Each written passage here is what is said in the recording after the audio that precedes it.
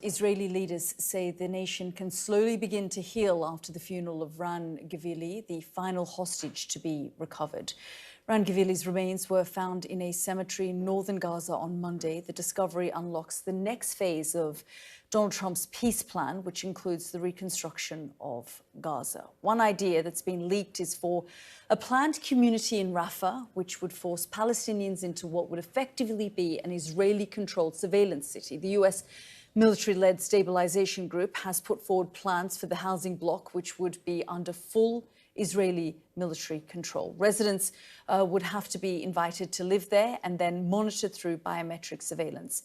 That digital ID would be needed to move around. Residents would be provided with electronic wallets and would not use cash. And a revamped curriculum would be used in classrooms promoting normalization with Israel. Well, investigative journalist Sharif Abdul Qudus got hold of those documents for Dropsite News and joins me now. Thank you very much, Sharif, for joining us here on the programme. First of all, you know, when we look at the details of this, it's incredibly disturbing. But just if you could give me the backstory of how these were, you know, obtained, and then, of course, Dropsite then got them, and this information is now out. But how much do we know about whether this will actually become a reality? Well, at the official launch of the Board of Peace, which is the body that will rule over Gaza at Davos last week, Trump's son-in-law, Jared Kushner, delivered a presentation about the so-called master plan for the redevelopment and so-called reconstruction of Gaza, what he called the new Gaza. It included economic zones, industrial parks, residential zones, and we actually have a glimpse of what is being planned for these residential zones and what this community in particular seems to be a pilot program for the rest of Gaza. So on January 14th, the Civil Military Coordination Center, or CMCC, held a presentation about what it called Gaza First Planned Community. Now, the CMCC was established by U.S. Central Command, which is CENTCOM, a week after the ceasefire went into effect in October. It's headquartered in this large warehouse-style building in southern Israel, and it involves dozens of countries and organizations. It's led by U.S. Army Lieutenant General, and it's supposed to monitor the implementation of the ceasefire. So this Lieutenant General, who heads up the CMCC, held this presentation last week about this housing compound that's supposed to house up to 25,000 Palestinians in an area of Gaza that's still under full Israeli military control. And as you pointed out, the presentation includes kind of every aspect of life of how this housing compound will be run: the municipality, economy, health, education, law and order.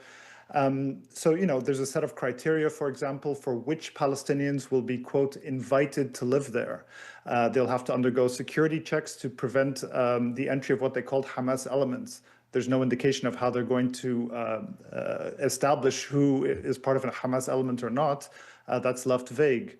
To enter this zone, Palestinians will have to pass through a security checkpoint. Everyone entering will be registered with biometric documentation to not only enable them to get in, but to access services. And when we talk about services, these are basic services, getting food and housing.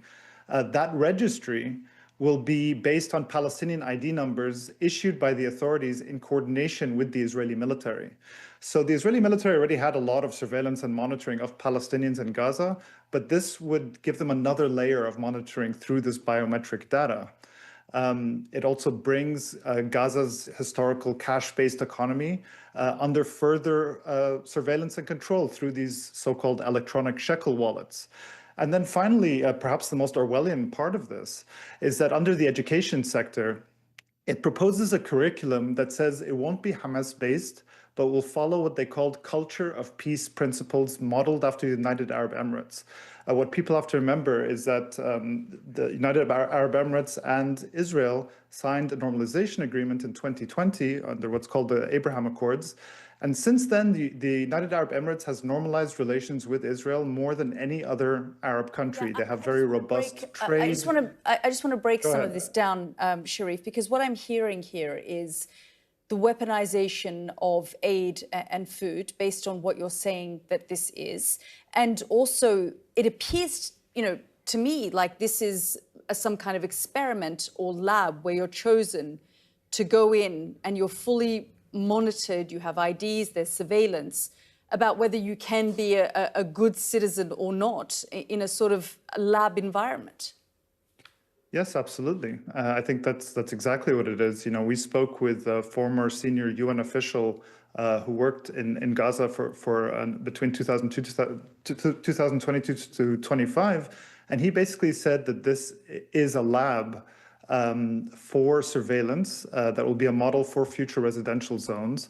And it basically is, he called it a reincarnation of a refugee camp where Israel and outside forces will have complete economic, social, and security control over a new generation of dispossessed Palestinians. And this is the future that is being offered by this foreign body, the so-called Board of Peace, and that is US-led, which has President Trump, as its chairman for life, with these kind of emperor-like powers. Do we know, though, Sharif, whether this is an actual reality, or is this one of the ideas that's being floated at the moment?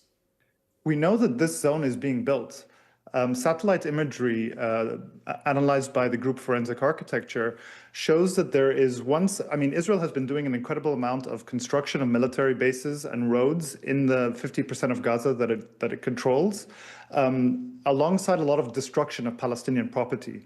But there's 1 square kilometer between 2 military corridors in southern Gaza, in Rafah, where they're engaged in something that's not seen anywhere else in Gaza.